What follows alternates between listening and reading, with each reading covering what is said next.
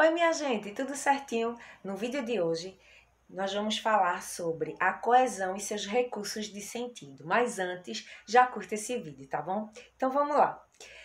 A gente sabe que a coesão é a conexão gramatical entre as palavras, né? A coerência se preocupa em conectar as ideias de modo que o texto faça sentido. Já a coesão se preocupa em conectar, em usar de forma adequada a gramática, as palavras, né? De modo que o nosso texto também, junto com a coerência, junto com as ideias, também faça sentido. Inclusive, já tem vídeo aqui falando sobre isso, tá bom? Então, hoje a gente vai focar um pouco mais sobre as relações de sentido, né, existentes dentro do nosso texto a partir da coesão, que são várias, mas eu vou abordar apenas algumas, tá certo? Mas antes, é importante também ressaltar uma coisa, né? A coesão, ela se preocupa com uma coisa chamada de conectivos, tá? Uma das coisas, na verdade, porque existem vários recursos que nós podemos utilizar para que o nosso texto ele esteja coeso, para que ele fique coeso, tá bom? E aí, os conectivos servem, como a própria palavra diz, para conectar essas ideias, né? E dentro da gramática, como é que a gente chama esses conectivos? Nós podemos chamar, eles são reconhecidos, né? Como conjunções, locuções conjuntivas, advérbios, preposições, né? São palavras reconhecidas, identificadas através dessas classes gramaticais, certo? Mas na coesão nós chamamos de conectivos, tá bom? E aí, um outro ponto importante é que muitas pessoas se atrapalham, né, na produção textual porque esquecem de usar esses conectivos não só para ligar os períodos dentro dos parágrafos, mas também para poder ligar um parágrafo ao outro, né? Principalmente quando a gente fala de redação, que é um texto que eu gosto muito de falar aqui nesse espaço, né? A redação. Até porque existe uma competência específica, né, que é a competência número 4, que analisa a coesão. Por isso que eu gosto muito de bater nessa tecla e de usar esse exemplo, tá bom? Então, veja, vamos lá. A primeira relação de sentido que eu gostaria de falar com vocês é a relação de adição, tá? Ou seja, de adicionar informação. Então, ainda pegando como exemplo a redação, né? Uma redação. É interessante que quando você quiser adicionar uma informação, adicionar uma ideia, adicionar um argumento, né?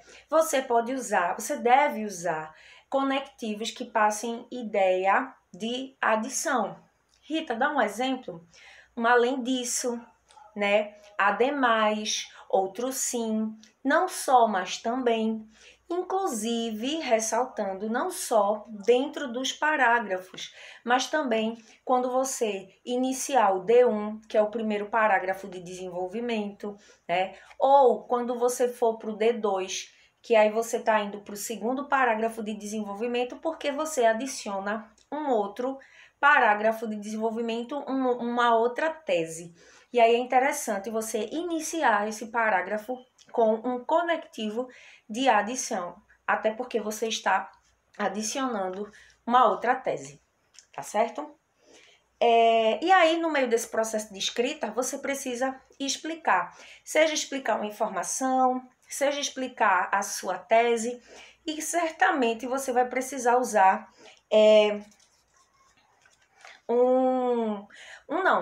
conectivos que trazem a ideia de explicação. Você pode usar o porquê junto, você pode usar um pois como sinônimo do porquê, você pode usar visto que.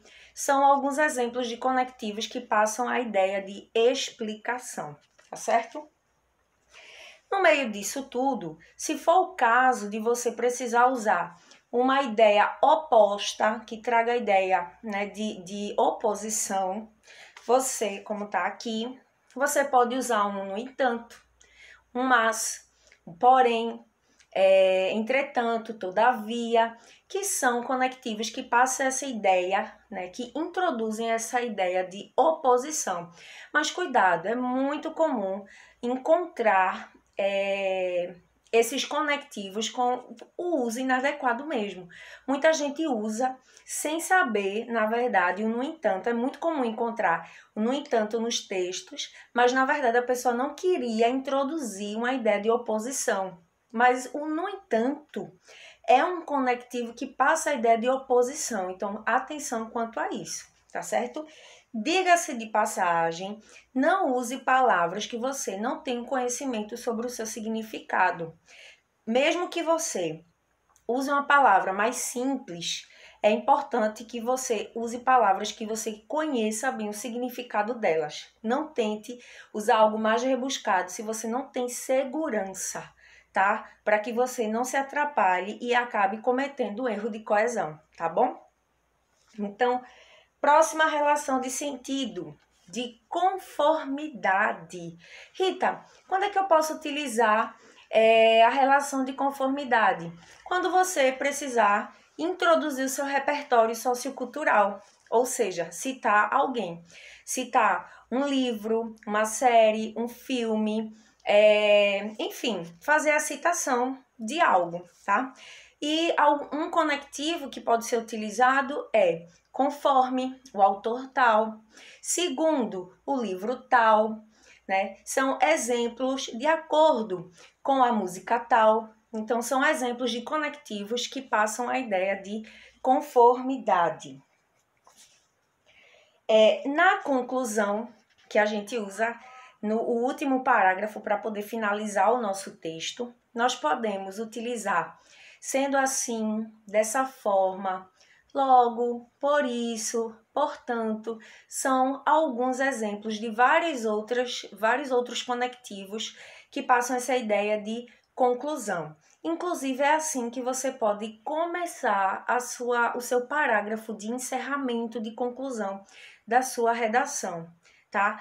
Gente, atenção, cuidado, porque muitas pessoas usam conectivos de conclusão no meio do texto, quando na verdade a gente precisa utilizar no final, no parágrafo de conclusão, ou quando você quiser encerrar uma ideia. Mas por que isso acontece? Porque às vezes eles são confundidos, né, com a ideia de explicação, como o pois, por exemplo, né? O pois, ele também pode ser utilizado como um conectivo de conclusão, né? Mas, Rita, como é que eu vou saber, né? Uma dica extra. Na dúvida, né, se o pois, ele funciona como explicação ou conclusão, você troca pelo porquê. Se a frase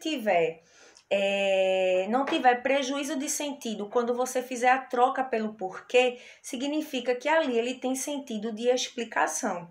Caso contrário, então, ele vai ter o sentido de conclusão, tá certo?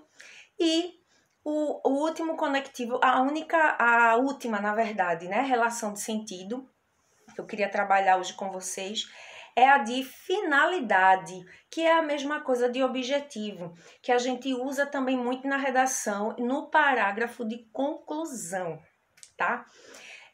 A gente usa esse tipo de relação de sentido na nossa proposta de intervenção, tá? Quando a gente propõe o que pode ser feito para resolver o problema.